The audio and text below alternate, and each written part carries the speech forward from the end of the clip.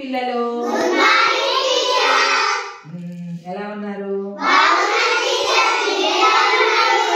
నేను కూడా చాలా చాలా బాగున్నాను. ఈరోజు మీకు నేను ఒక మంచి కథ చెప్తాను. అది ఏంటంటే ఒక తోడేలుది ఒక కోతికథ. ఒక అడవిలో ఒక తోడేలు ఉంటుంది. ఎంతటి తోడేలు తెలుసు కదా? తోడేలు ఉండి ఆ అడవిలో ఉన్నటువంటి జంతువులను రోజుకు ఒక జంతువుని తెచ్చుకొని తోడేలు తింటూ ఉంటుంది. అయితే అక్కడ ఒక చెట్టు మీద ఒక కోతి ఉంటుంది. ఈ కోతి రోజు చూస్తుంటుంది అనమాట. ఈ తోడేలు చూడు రోజుకు ఒక జంతువుని తెచ్చుకొని తింటుంది అనుకుంటుంది. ఓకేనా?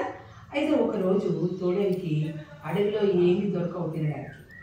అయితే తోడేలు ఏమనుకుంటుందంటే అక్క ఉన్నటువంటి ఊర్లో వెళ్ళి అక్కడ ఉన్నటువంటి మేక పిల్లని తెచ్చుకొని తిన్నాము అనుకుంటుంది. అయితే ఇది ఇట్లా అనుకోవడము కోతి వింటుంది.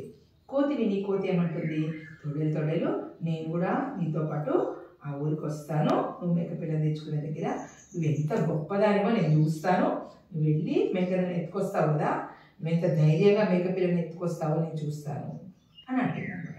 అనేసరికి తోడేలుకి మస్తు గర్వం అనిపిస్తుంది.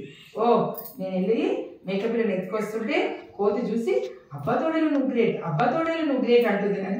నేను ఎంత గ్రేట్ కదా అనుకుంటుంది. అనుకొని కోతిని కూడా పట్టుకొని పోతుంది. అయితే వీళ్ళకి ఆ ఊర్లో వాళ్ళకి ఇక్కడ ఉన్నటువంటి మేకలు అవన్నీ పోతున్న విషయం మనకు తెలుస్తుంది. అని ఈ అడవిలోకి వెళ్ళినటువంటి ఈ మేకలు అవన్నీ కూడా రోజు ఒకటి మిస్ అవుతున్నాయి ఏంటి, ఇవి సరిగ్గా ఇంటికి రావట్లేదు ఏంటి అని వాళ్ళు ఆలోచిస్తారు. ఆలోచించి వాళ్ళు ఏమనుకుంటారు, ఈరోజు ఎట్లయినా కావలి కాసి మన మేక పిల్లలు అవి ఎట్లా మనకి కనపడకుండా పోతున్నాయి అని చెప్పి చూడాలి అనుకుని ఏం చేస్తారు, వాళ్ళంతా నిద్రపోకుండా కావలి ఉంటారు. ఊర్లో వాళ్ళందరూ నిద్రపోకుండా కావలి ఉంటారు. ఇది మంచిగా తోడేలు చక్కగా నక్కను కూడా మీదెక్కించుకొని కోతిని కూడా మీదెక్కించుకొని టక్క టక్క టక్క అనుకుంటూ ఊర్లోకి వెళ్తుంది. వెళ్ళేసరికి ఊర్లో వాళ్ళందరూ తోడేలు దొరకబట్టి పొట్టు కొడతారు.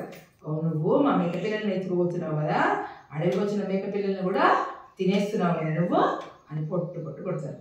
పొట్టు కొడుతూ పక్కనున్న కోతిని కూడా కొడతారు.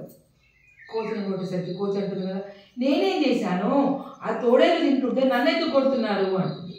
అప్పుడు వాళ్ళు ఏమంటారో తెలుసా, నువ్వు తినలేదు కానీ తోడేలుతో వచ్చావు కదా, తోడేలుకి నువ్వు సహాయం అందించినట్టే కదా, కాబట్టి నేను కూడా కొడుతున్నా అంటారు. అప్పుడు తోడేలు అప్పుడు ఇక కోతి వీటితో నేను ఎందుకు వస్తుందా అని నేర్చుకుంటూ వెళ్ళిపోతుంది.